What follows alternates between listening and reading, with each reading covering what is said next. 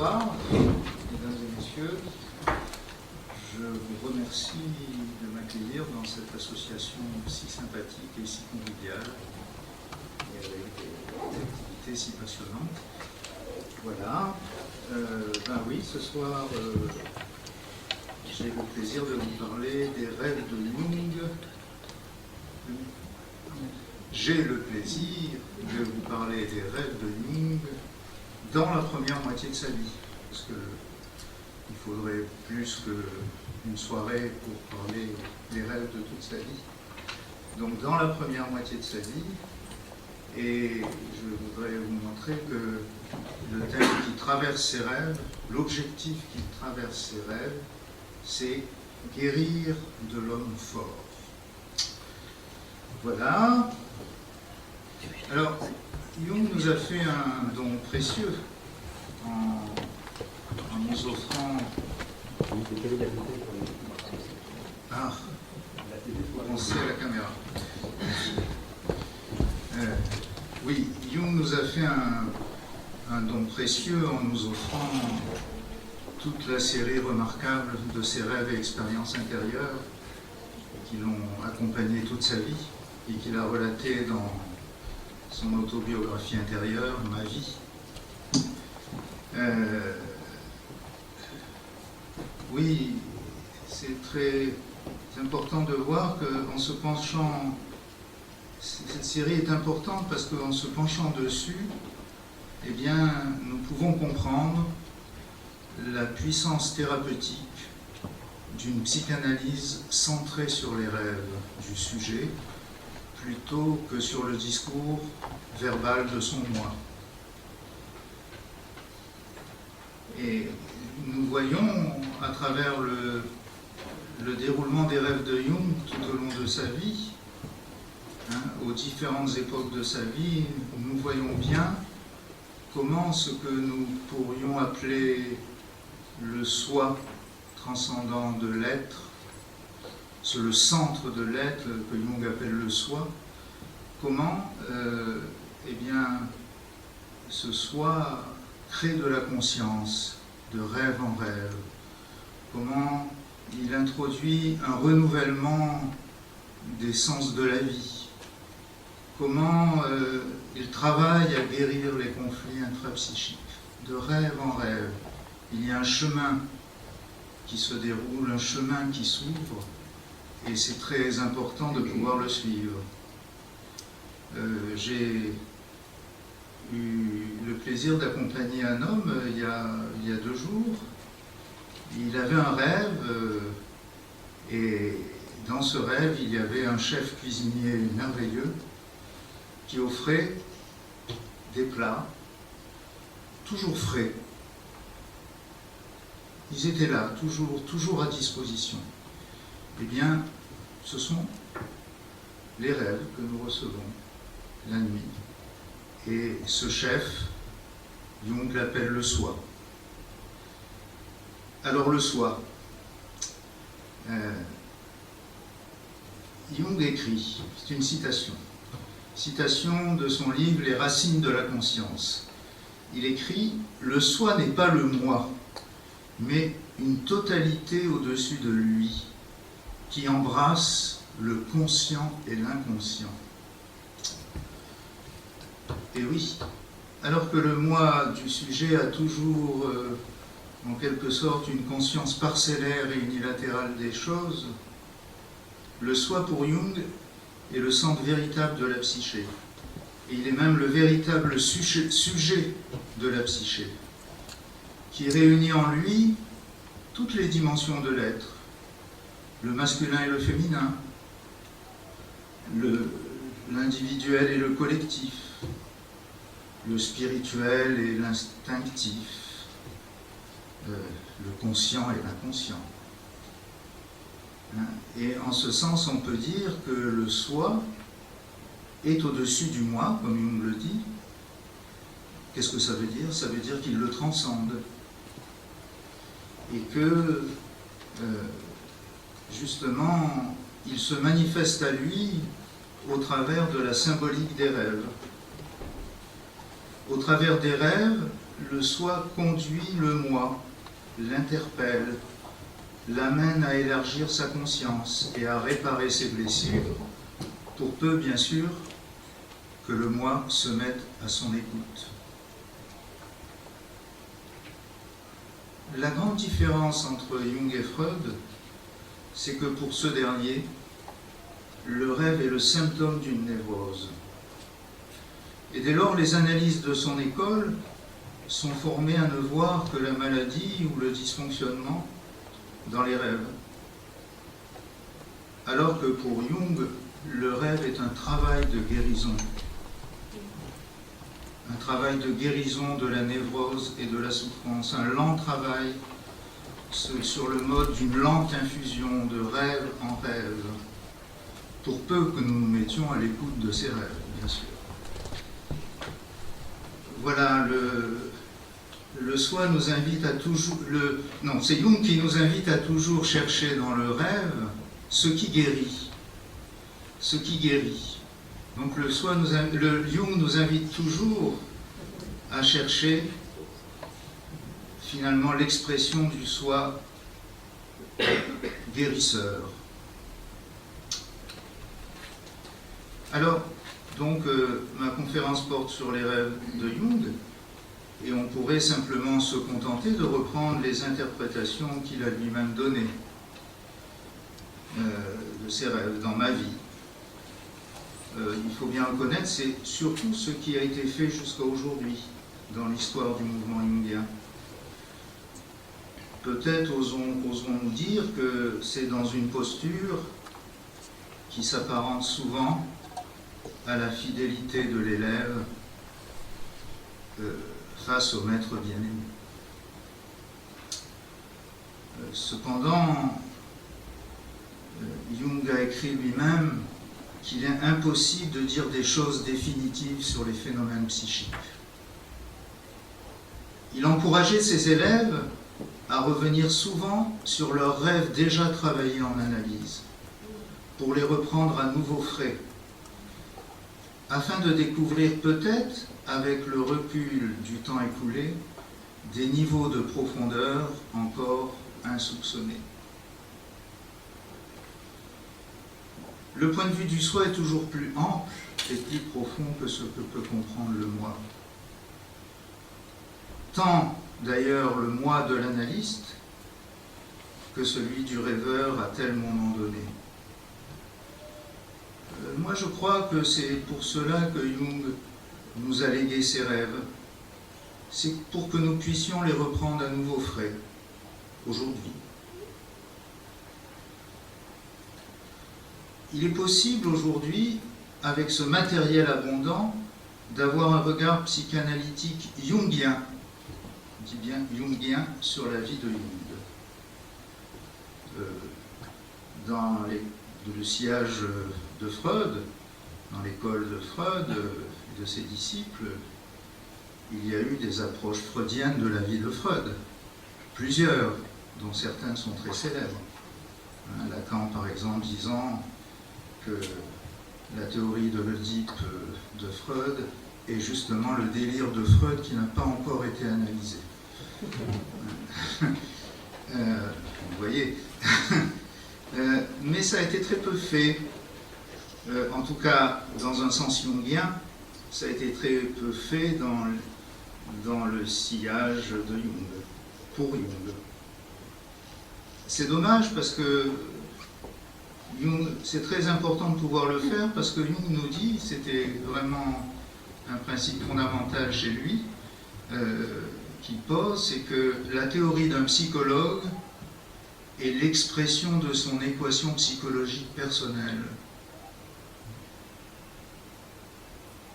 Il est donc précieux de pouvoir accéder à, aujourd'hui encore, de pouvoir accéder à cette approche psychanalytique de la vie de Jung, avec l'aide de la psychanalyse de Jung. Justement, psychanalyser Jung est une entreprise qui n'a jamais été autant possible qu'aujourd'hui. Car outre ma vie de Jung, dans son autobiographie intérieure, nous avons aujourd'hui accès à la totalité de sa correspondance, au livre rouge qui relate tout son cheminement intérieur et spirituel après la rupture avec Freud. Et nous disposons maintenant d'une biographie de grande qualité scientifique, celle de Deirdre Baird, que vous pouvez trouver aux éditions Flammarion, que je vous conseille de lire si vous ne l'avez pas déjà fait. Elle est absolument passionnante et amène des révélations vraiment essentielles. Alors moi j'ai développé cette recherche sur un ouvrage en 3 volumes, 3 tomes. 2 sont déjà écrits et vous pourrez les feuilleter tout à l'heure et éventuellement les commander, soit les acheter soit en librairie, soit les commander à Réelle Édition qui les a publiés. Alors le 3e paraîtra en 2019. Je pense, j'espère, dans les premiers mois de 2019. Donc je me suis centré essentiellement sur la première moitié de la vie de Jung, donc depuis sa naissance en 1875 jusqu'en 1920.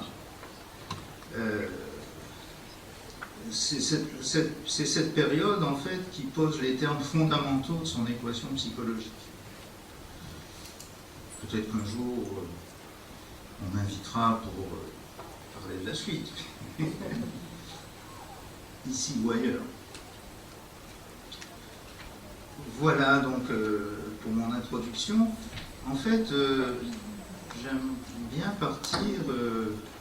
bien partir d'un rêve finalement qui certes a été fait en 1927, qui est relaté dans le livre rouge, vers la fin du livre rouge, un rêve de Jung de 1927, parce que ce rêve permet de comprendre ce qu'a été toute la problématique de Jung depuis sa naissance ou depuis les premières années de sa vie. Et ce rêve illustre la guérison psychologique qu'il a vécue à partir de 1916, notamment lorsqu'il a rencontré en rêve et en imagination active ce qu'il a appelé son maître intérieur, Philémon, figure personnalisée pour lui du soi transcendant. Alors dans ce rêve, il voyait la ville de Liverpool s'organiser comme un magnifique mandala. Alors je crois qu'il y a l'illustration, voilà.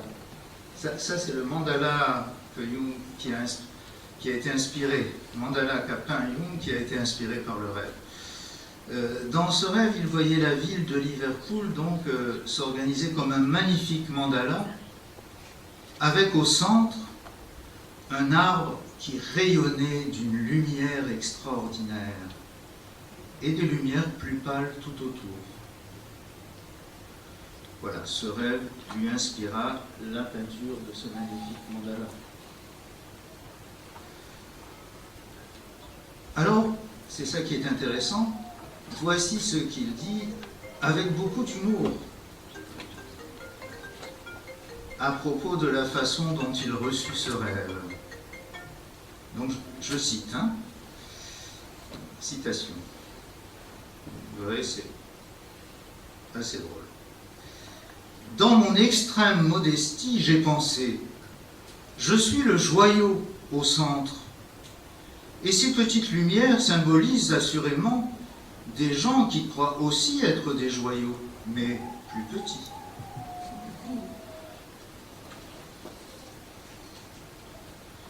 Jung ajoute que penser cela le rendait fier et sûr de sa valeur. Mais, revoyant son rêve, il fit cette prise de conscience majeure, et donc je le cite encore. Je ne suis pas le centre, je suis cet idiot qui vit quelque part dans un lieu obscur. Je suis l'une de ces petites lumières latérales. C'est ainsi que fut corrigé mon préjugé occidental selon lequel j'étais le centre du mandala, autrement dit, un dieu ou le roi du monde.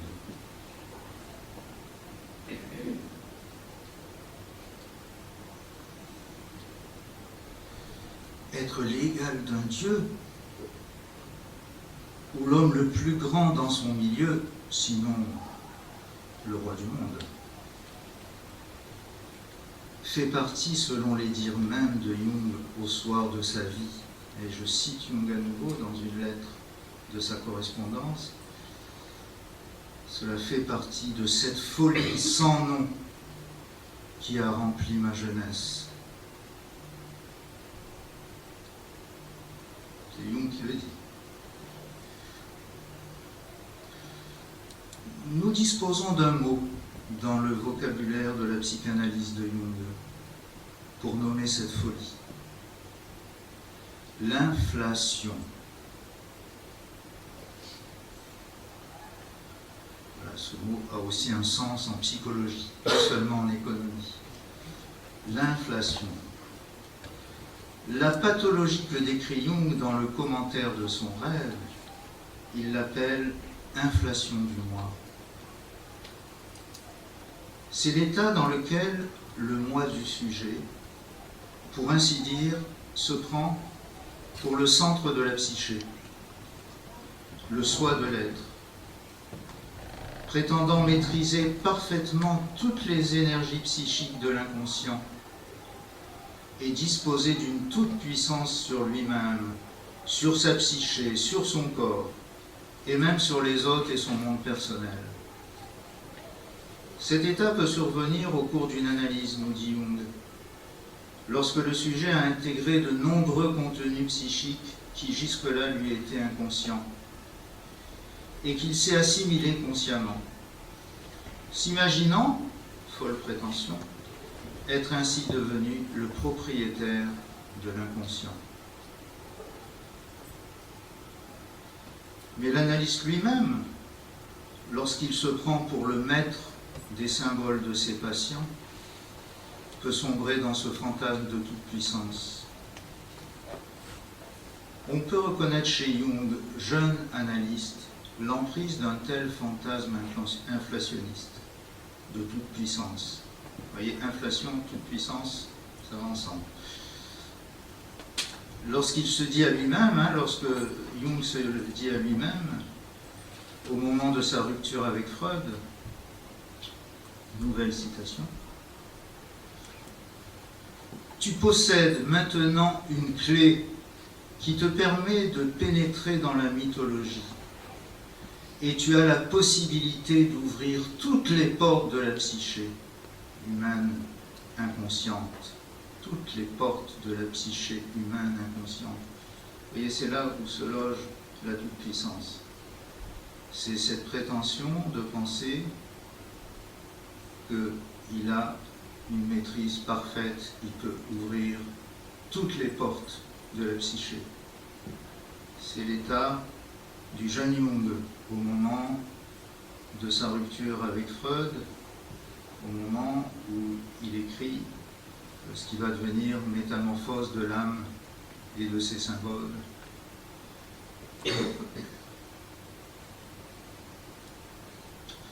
Alors, cet état psychique de toute puissance est très dangereux, car c'est un aveuglement qui ouvre la porte à tous les passages à l'acte, abusifs, violents, violeurs, et il est le prélude au possible d'une grave crise de dissociation psychique. Car comme l'apprendra Jung à ses dépens, et c'est Jung qui le dit, justement parce qu'il a vécu cette expérience, voilà ce qu'il dit dans son livre Aion, je cite, « Lorsque le soi est assimilé au moi », entendez, lorsque le moi a la prétention d'avoir totalement intégré le soi en lui. Le monde conscient doit alors être abaissé au profit de la réalité de l'inconscient. comprenez que cet abaissement, c'est celui qui survient dans l'irruption d'une crise psychologique, souvent très douloureuse. Le moi en inflation se croit tout-puissant et se croit disposer d'une parfaite maîtrise consciente. En réalité, il est possédé par l'inconscient et ne le sait pas. C'est ça qui est grave, il ne le sait pas.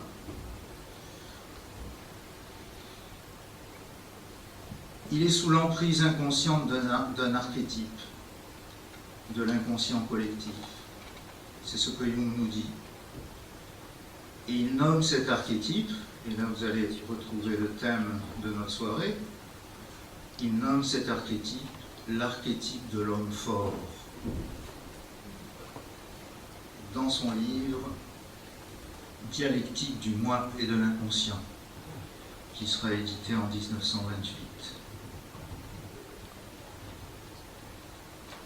Alors, à propos de cet archétype, il dit qu'il est bien connu de tous les êtres humains, mais de tous les êtres humains, comme de nous tous ici présents. Bien connu de tous les êtres humains, car il est l'une des dominantes de l'inconscient collectif. Et je le cite là, qui s'est manifesté, je cite, à travers toute la vie de l'humanité, sous les multiples aspects du héros, du chef, du magicien, du medicine-man, du saint, du souverain qui règne sur les hommes et les esprits, du roi, de l'ami de Dieu.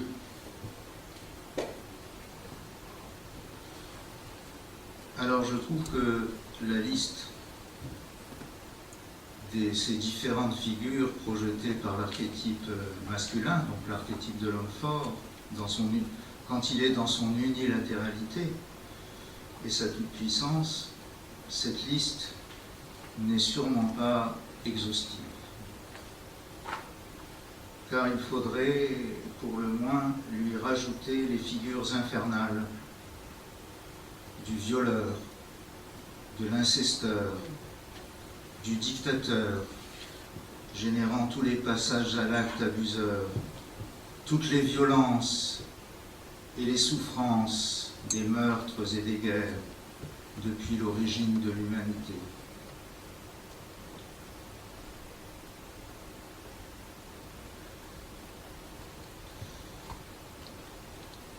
Alors, j'ai montré dans le tome 1 de Psychanalyser Jung, avec des preuves biographiques solides, grâce à Deirdre Berg notamment, que ce complexe de toute puissance masculine qui va affecter Jung est une compensation chronique d'un grave traumatisme psychique qu'il a subi, consécutif à un inceste qu'il a subi très jeune, commis par un oncle qu'il vénérait. Jung confie à Freud, dans une lettre du 28 octobre 1907, qu'étant petit garçon, entendez bien, petit garçon, il a succombé à l'attentat homosexuel d'un homme qu'auparavant il vénérait. Ce sont les termes de Jung. Alors Deirdre Berg relate dans sa biographie le témoignage de plusieurs membres de sa famille, donc des descendants de Jung, qui lui révèlent que l'incesteur est un oncle. Et vous voyez comme il y a un tabou sur toute cette histoire, parce que donc ils sont plusieurs à lui avoir dit cela, mais ils ont exigé de rester dans l'anonyme. Il y a un tabou. On ne doit pas en parler. Alors, tout laisse supposer... Alors, un oncle, donc, hein, un oncle. Il faut savoir que les 8 oncles de Jung sont tous pasteurs. Pasteurs protestants luthériens. Et on a 6 maternelles et 2 paternelles. Alors, j'opte pour la piste maternelle.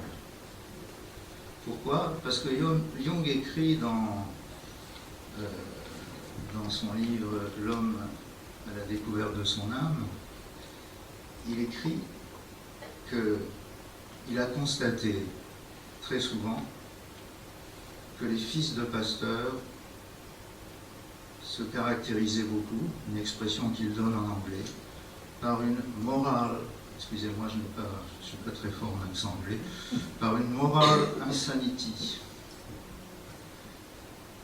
C'est très curieux d'ailleurs qu'il sente le besoin de le dire en anglais, ce qui prouve qu'il y a, plutôt que dans sa langue maternelle, ce qui prouve qu'il y a sans aucun doute quelque chose de lourd dans l'inconscient derrière.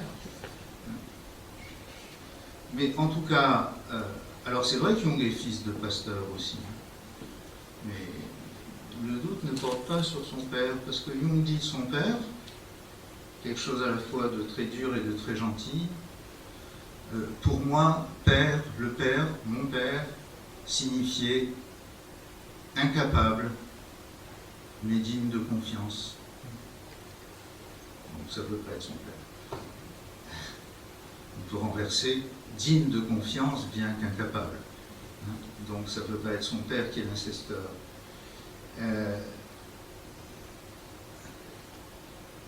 Du coup, seuls les oncles maternels sont pasteurs, sont eux-mêmes fils du grand pasteur, du révérend Samuel Pressauvergne, je crois, je ne sais plus exactement comment ça se prononce. Voilà, qui était pasteur et à la fois pratiquait le spiritisme, enfin, qui avait une très forte personnalité. Le père. Donc nous pouvons, voilà, donc je présuppose que l'incesteur est un oncle maternel. Donc pasteur, entendez bien, pasteur protestant, c'est-à-dire auréolé de toutes les vertus cultivées par la religion. Et on peut découvrir justement dans la série des rêves et des expériences intérieures de Jung que le traumatisme consécutif à cet inceste qu'il a subi est une onde de choc qui court tout au long de sa vie dans son inconscient. Alors, cet attentat homosexuel se serait donc produit lorsque Jung était petit garçon. Et en fait, le premier rêve de Jung, relaté dans ma vie, nous le suggère. À l'âge de 4 ans. Je vous décris ce rêve. Voilà, dans ce rêve, Jung descend dans les profondeurs sous terre et découvre une grande salle royale avec en son centre un trône d'or magnifique. Sur lui se dresse un phallus gigantesque, fait de chair vivante, mesurant 4 à 5 mètres de haut, et qui se termine à son sommet par un œil ouvert.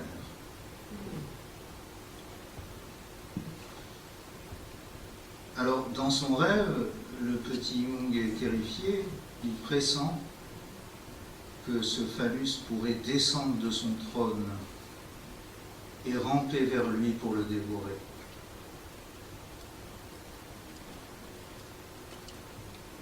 Il entend la voix de sa mère qui lui crie « Oui, regarde-le bien, c'est l'ogre, le mangeur d'hommes. Le jeune Jung se réveille dans une grande angoisse qui va durer plusieurs jours. Il n'arrivera pas à dormir pendant plusieurs nuits. Alors Jung, dans Ma vie, précise que l'objet phallique gigantesque est pourvu de tous les détails anatomiques du sexe masculin en érection. Alors, ce n'est pas, hélas, pour nous étonner s'il venait de subir l'épreuve de l'inceste. Mais c'est ce tabou qui commence là, ce secret de famille qui commence là dans cette histoire. Nous ne trouverons dans le commentaire qu'il donne de son rêve, dans Ma vie, aucune référence à cet abus.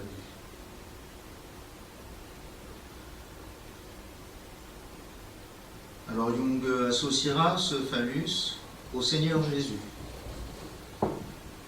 parce qu'il entendait son père lorsqu'il prononçait une cérémonie funéraire pour quelqu'un qui venait de mourir.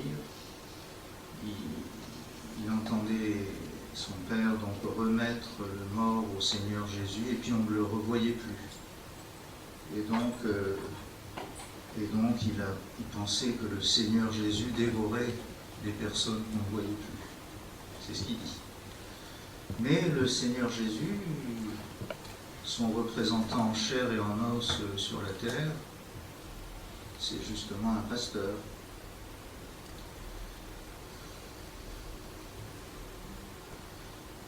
Et en fait, il ne faut pas être un grand psychanalyste pour deviner le traumatisme de l'inceste caché dans son discours. Lorsqu'il parle, par exemple, à propos du phallus géant, citation de Jung, il dit de lui que c'est ce Dieu souterrain qu'il vaut mieux ne pas mentionner. Ou lorsqu'il parle de la nécessité, à propos de ce rêve, il parle de la nécessité, citation, d'effacer quelque chose de terriblement incommode afin que l'innocence familière ne soit point troublée. Entendez qu'il ne faudrait surtout pas mettre en crise l'illusion de l'innocence de la famille.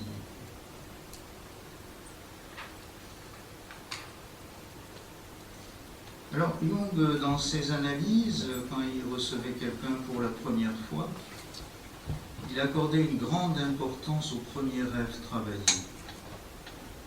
Parce qu'il s'était rendu compte que ce rêve révèle toujours l'enjeu qui sera travaillé tout au long de l'analyse. Je vois quelque chose comme ça pour le rêve inaugural de Jung, quand bien même il a été reçu à un tout petit âge. Eh bien, ce que nous pouvons voir donc, c'est que à travers ce symbole du phallus géant, l'archétype de l'homme fort, dont Jung parle dans Dialectique du moi et de l'inconscient, a fait irruption par effraction dans la psyché de Jung. Et cette effraction, c'est l'inceste qu'il a subi. Le fait même d'avoir commis cet abus hautement destructeur est aussi le signe évident que l'oncle violeur était, au moins le temps de son acte, possédé par cet archétype des plus archaïques. Et forcément, cet archétype a par là même impacté durablement la psyché en formation du jeune Jung, sa victime.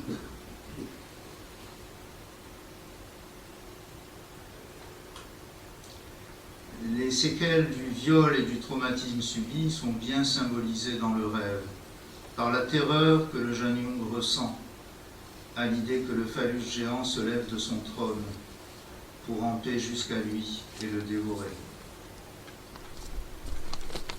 Mais aussi par la présence de la voix de sa mère, qui l'avertit que ce phallus est l'ogre, le mangeur d'hommes. Et pourtant, ce qui vient au premier plan dans ce rêve, c'est la dimension hautement fascinatoire du phallus géant, régnant sur un magnifique trône d'or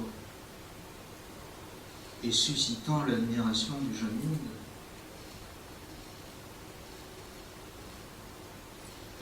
Ces deux aspects contradictoires que montre le rêve de Jung peuvent être présents en même temps dans l'inconscient des personnes violentées.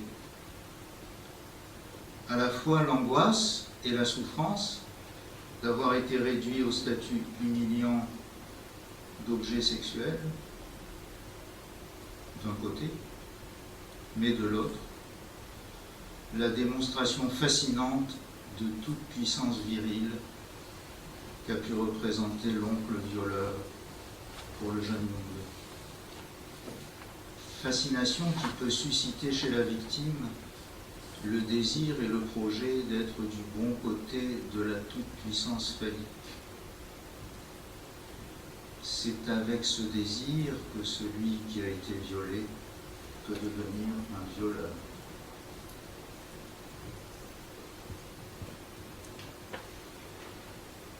Donc tout se passe comme si le jeune Jung avait été très tôt initié à la toute-puissance de ce qu'on pourrait appeler ce masculin roi, l'archétype de l'homme fort, comme l'appelle Jung, avec le désir de s'y identifier.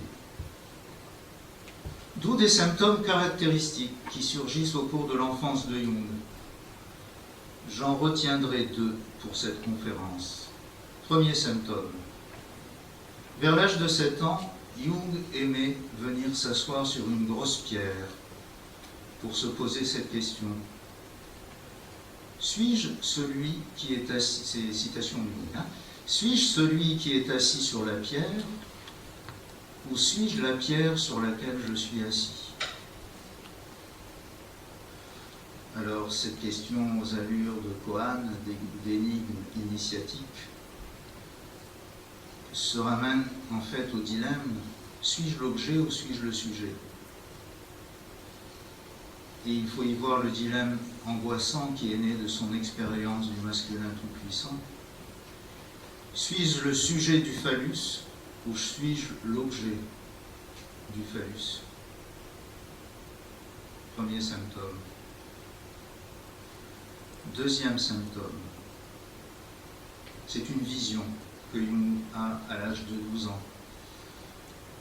Vers l'âge de 12 ans, il vit l'épisode fameux dit de la cathédrale de Bâle. Jung voit dans un état de grande angoisse Dieu, en haut du ciel, Dieu assis sur un trône d'or. Et qu'est-ce qu'il fait? Il défèque du haut du ciel sur la cathédrale de Bâle. Et il la détruit de son étron géant. Alors, Jung essaye de résister à la montée de cette vision blasphématrice, il la retient pendant longtemps, mais il s'y abandonne. Et alors, ce qu'il dit, c'est qu'il s'en trouve soulagé physiquement. Ce soulagement physique est très symptomatique, à mon sens.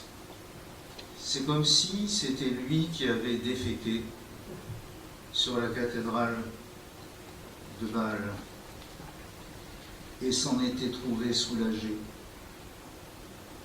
Alors, il s'agit, il faut comprendre, d'une cathédrale luthérienne, de qui l'oncle incesteur de Jung tenait symboliquement son pouvoir de pasteur.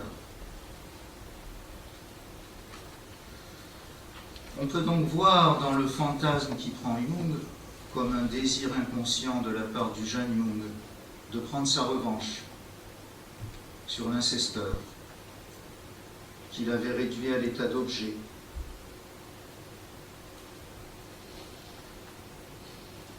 Et on pourrait y voir, alors excusez-moi de le dire en termes crus, comme une revanche de son anus et un renversement de son statut d'incesté, objet du phallus violeur, en incesteur, sujet de ce phallus. Le phallus est en effet totalement présent dans cette vision de Jung, puisque l'étron géant qui détruit la cathédrale est de forme phallique, et le trône d'or sur lequel Dieu est assis n'est pas sans rappeler le trône sur lequel est le phallus géant de son premier rêve. Cette vision très subversive et iconoclaste nous fait comprendre quelque chose de l'évolution ultérieure de la pensée de Jung. Le traumatisme d'avoir été violé par un pasteur, comme je l'ai dit, auréolé officiellement de toutes les vertus chrétiennes, ne pouvait que pousser Jung à oser critiquer le christianisme officiel et sa croyance en un Dieu qui ne serait que bon, et à rechercher des vérités spirituelles du côté des christianismes hérétiques que dénonce l'ordre de l'Église, comme les traditions gnostiques ou alchimiques, donc, qui vont être les investissements majeurs de la pensée de Jung tout au long de sa vie. Et vous voyez toute cette orientation se programme très tôt dans la vie de Jung.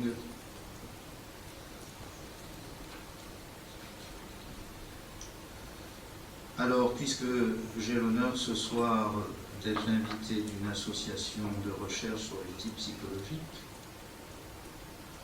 je voudrais vous montrer que dans un rêve d'un tout petit garçon, nous avons des indications typologiques qui nous aident à comprendre les problématiques qui se développeront tout au long de sa vie. Tout d'abord, le rêve fait descendre Jung sous terre, c'est-à-dire à l'intérieur. Le Jung de la maturité dit bien dans ma vie que pour lui, tout a toujours commencé à partir de l'intériorité. Ce qui nous suggère que fondamentalement, la psyché de Jung est de tendance introvertie. Nous avons d'autre part dans ce rêve la vision fascinatoire du phallus géant. Fascinatoire.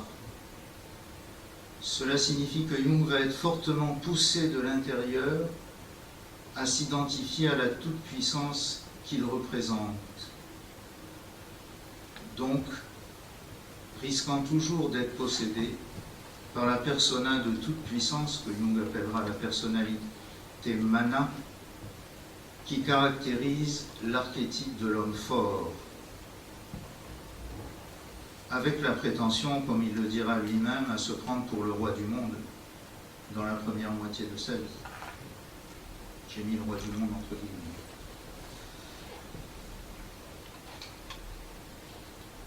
Or, c'est là où on approche la typologie, dans le rêve de Jung, le phallus géant se termine en son sommet par un œil qui regarde vers le haut. L'œil, en tant qu'organe, est très associé symboliquement à la fonction du mental et donc de la pensée. Le sens de voir objective en effet le monde et met toute chose à distance pour la connaître, ce qui est la fonction de la pensée. Cette image fascinatoire du phallus avec son œil nous suggère que pendant longtemps, la fonction pensée sera en position d'être dominante dans la psyché de Jung.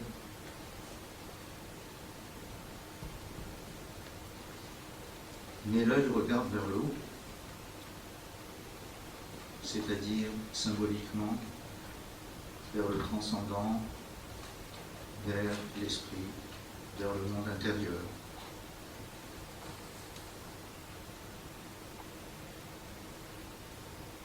Ce qui suggère que la pensée chez lui sera essentiellement introverti, tourné vers une recherche du monde intérieur de l'esprit et de la psyché.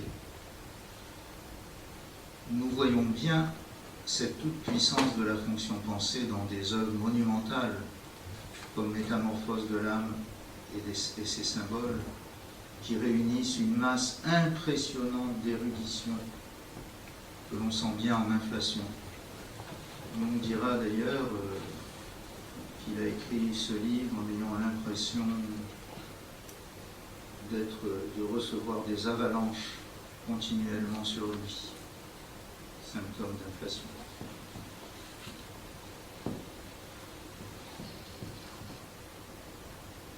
Cependant, les choses se corsent parce que cette image fascinatoire du phallus est dérangée par l'avertissement porté par la voix de sa mère. Cette voix qui dit « regarde-le bien », c'est l'ogre, le mangeur d'hommes, qui suscite une grande terreur quand on l'entend.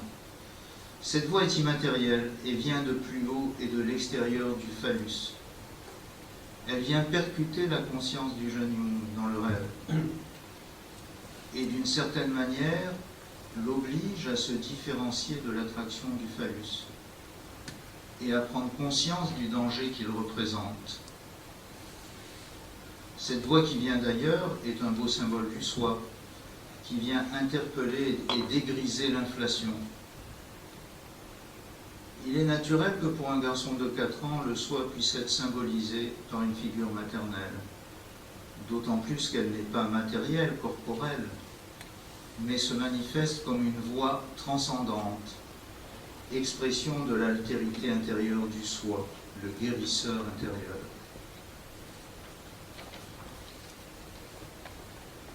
Or, une telle voix, précisément, ne peut être que véhiculée par la fonction intuition dans la psyché de Jung.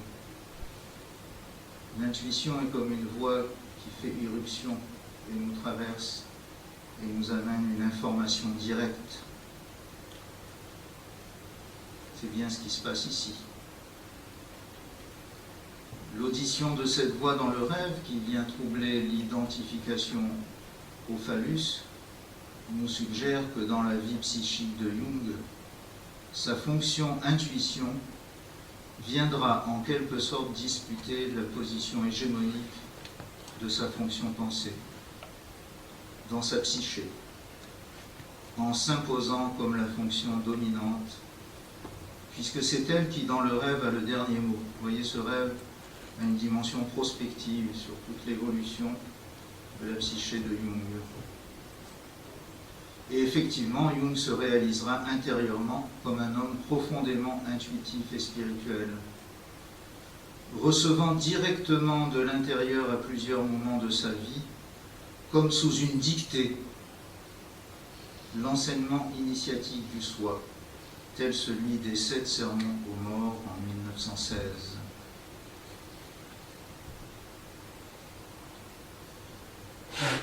Mais il est intéressant de voir que l'écoute de la voix intérieure dans le rêve du jeune Jung lui suscite grande terreur et angoisse à l'encontre du phallus, précisément. Et j'y vois l'émergence ou l'annonce de la fonction de sentiment. La fonction de sentiment est cette fonction avec laquelle le sujet peut évaluer en agréable ou désagréable les expériences qu'il vit. Alors là, c'est le désagréable, premier, c'est l'angoisse, la terreur, générée par la voix. Et j'y vois comme l'annonce d'une problématique où la fonction sentiment trouvera sa place peu à peu dans la psyché de Jung. Alors, selon l'approche dialectique de Jung sur les types psychologiques, lorsque la fonction pensée est dominante dans le moi de l'individu, Son contraire, qui est la fonction sentiment, est projeté dans l'ombre, dans l'inconscient, et se réduit à être une fonction inférieure. Mais c'est le travail du soi de ramener dans le conscient cette ombre refoulée, pour permettre l'élargissement de conscience du moi, l'ouverture de celui-ci à un épanouissement multilatéral, unissant pensée et sentiment, masculin et féminin. C'est ce que fait la voix entendue dans le rêve en suscitant le sentiment de l'angoisse et de la terreur.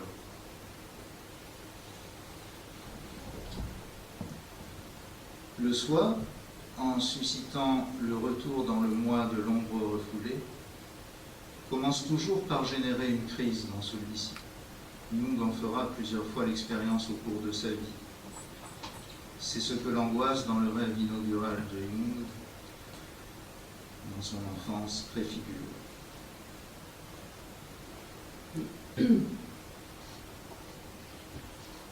Pour ne pas sombrer dans une grave déflation qu'a représenté le viol de son intégrité, subi dans son enfance, et que suggère cette angoisse et terreur, Jung a dû s'identifier très jeune au masculin en inflation, à l'obligation d'être l'homme fort, et à la nécessité de se prouver sans cesse qu'il l'est. Surtout ça, se prouver sans cesse qu'il l'est, cet homme fort, sur le mode du héros solaire. C'est cette inflation masculine qui a alimenté sa compétition féroce avec Freud, et d'ailleurs avec tous les hommes. Mais aussi toute une série de passages à l'acte avec ses patientes, dans l'obligation de se faire reconnaître comme un mâle dominant.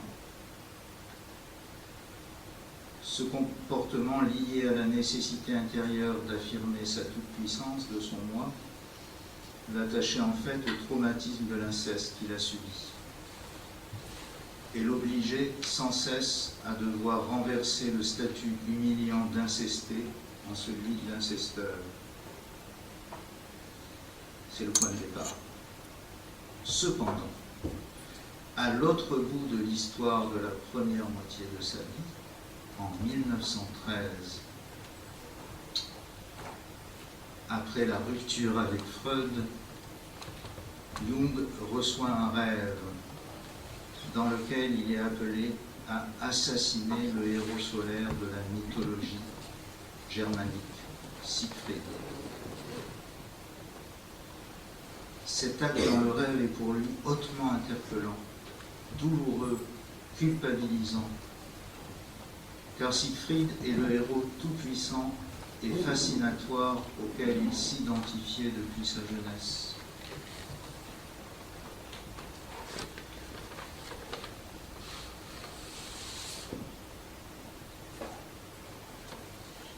Même dans ma vie, Jung raconte cette chose étonnante que quand il s'est réveillé de ce rêve, il s'est dit, il a eu cette pensée: tu dois absolument comprendre ce rêve, sinon tire-toi une balle dans la tête. Et c'était pas du bluff, parce qu'il avait dans le tiroir de son bureau un pistolet chargé.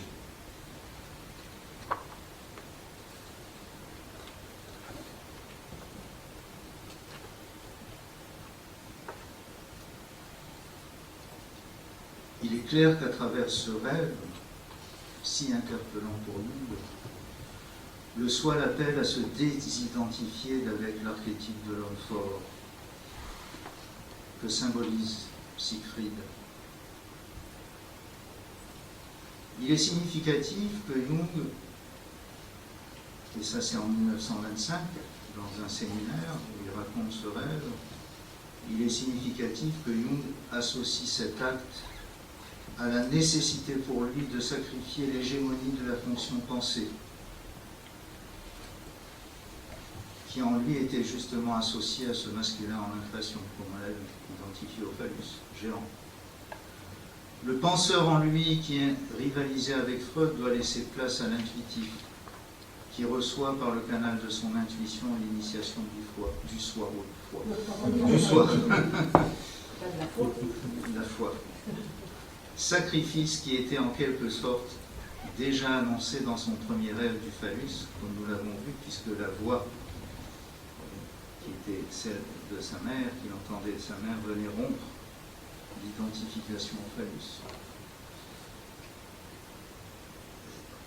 C'est le moment pour lui, en 1913, d'être capable de ce sacrifice.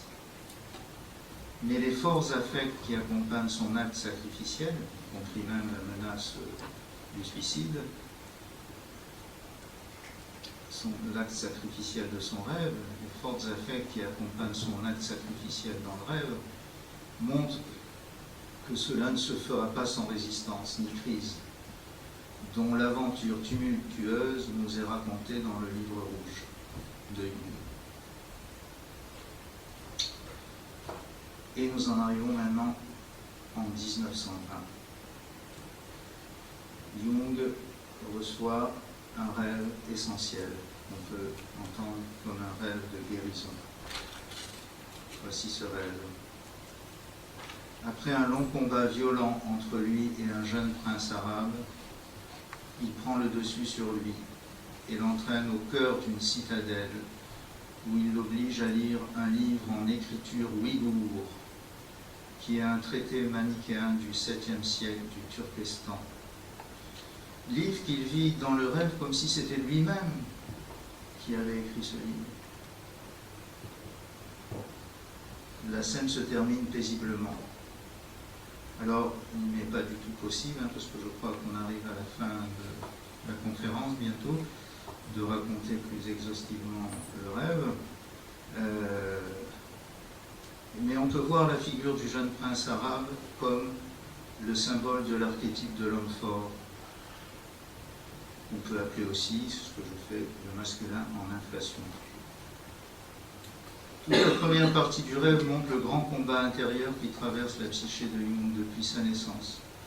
Le combat entre son moi et l'attraction puissante de cette inflation. Mais la fin du rêve montre une transformation, transfiguration, on pourrait dire. La salle de la citadelle, qui a une structure octogonale, est un symbole du soi. Le grand livre spirituel, en écriture exotique, est aussi un beau symbole du soi, qui est annoncé dans le rêve comme étant le livre de Jung, comme si c'était lui qui l'avait écrit, et dont pourtant il ne comprend pas l'écriture. C'est comme si le rêve annonçait à Jung ce qui sera sa vie, la mission de sa vie. Faire de la transcendance du soi son livre, écrit au travers de tous ses livres, et à travers eux, apporter à la modernité occidentale, et notamment aux sciences humaines, la dimension spirituelle du soi qu'elles ignorent. Et le jeune prince arabe, qui à la fin du rêve est maintenant branché sur le livre ouïghour, montre en quelque sorte une conversion de l'archétype masculin au soi dans la psyché de Jung. Il n'est plus l'homme fort, le masculin en inflation bouclé sur lui-même, sur l'obligation de toute puissance unilatérale et de compétition féroce. Le traité ouïghour du 7e siècle enseigne que le malheur de l'homme, son aliénation, vient de la confusion et du mélange entre la lumière et les ténèbres. Et l'adepte est appelé à bien les différencier dans son cheminement spirituel. Le sens du cheminement intérieur de Jung depuis sa naissance est ainsi pareillement d'arriver à différencier le soi de ce masculin en inflation. Le traumatisme de l'inceste qu'il a subi dès le commencement de sa vie pourrait faire en effet que l'archétype de l'homme fort domine sa psyché et pour ainsi dire y prenne la place du soi, ou qu'il se confonde avec le soi. On voit bien en effet que c'est le phallus géant qui occupe le trône d'or magnifique au centre de la salle royale de son premier rêve. Ce faisant, c'est comme s'il usurpait, pour ainsi dire, la place du soi dans la psyché. Cependant, on ne peut confondre les deux. L'archétype de l'homme fort est l'archétype masculin unilatéral, une affirmation toute puissante qui écrase la relation, et donc l'archétype féminin. Alors que le soi est l'archétype de la totalité, ou archétype de l'union harmonieuse du masculin et du féminin dans la psyché. À l'orée des années 1920, le soi appelle Jung, à travers ce rêve, à dissiper la confusion pathologique qui peut exister entre lui, le soi, et cet archétype unilatéral. Il est assez significatif que c'est au cours de cette décennie, qui commence en 1920, que Jung commencera à se tourner vers l'alchimie et à fonder sa psychologie sur le principe alchimique de la conjonction du masculin et du féminin. Ce cheminement spirituel auquel Jung est appelé est en fait celui de toute l'humanité, et donc de nous tous ici présents. Jung dit bien, en effet, fort justement, que l'archétype de l'homme fort, qui fonde la personnalité de toute puissance, domine l'inconscient collectif depuis l'origine. Nous pouvons même penser que nous l'héritons de notre origine primate, caractérisée par l'institution du mâle dominant. Étant entendu que le masculin en inflation a certes longtemps été monopolisé dans l'histoire de l'humanité par les hommes, mais qu'il peut également dominer la psyché des femmes par le biais de la figure de l'animus et être incarné dans sa toute-puissance par des figures infernales comme la mère dévorante, la femme fatale, la chef d'entreprise, superbe et impitoyable, la femme ivre de ressentiment et d'esprit revanchard contre les hommes, etc. Mais n'oublions pas que ce masculin en inflation, cette inflation reste toujours extrêmement présente dans la psyché des hommes, comme le montrent les affaires récentes de harcèlement sexuel qui défrayent la chronique actuellement. En vérité, nous avons tous à détrôner dans notre vie psychique l'idole du phallus géant pour nous recentrer sur le soi, union harmonieuse du masculin et du féminin.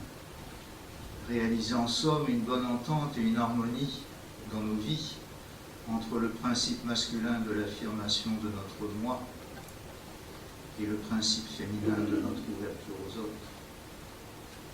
C'est le but de l'individuation, visé par une psychanalyse jungienne centrée sur les rêves. Je vous remercie.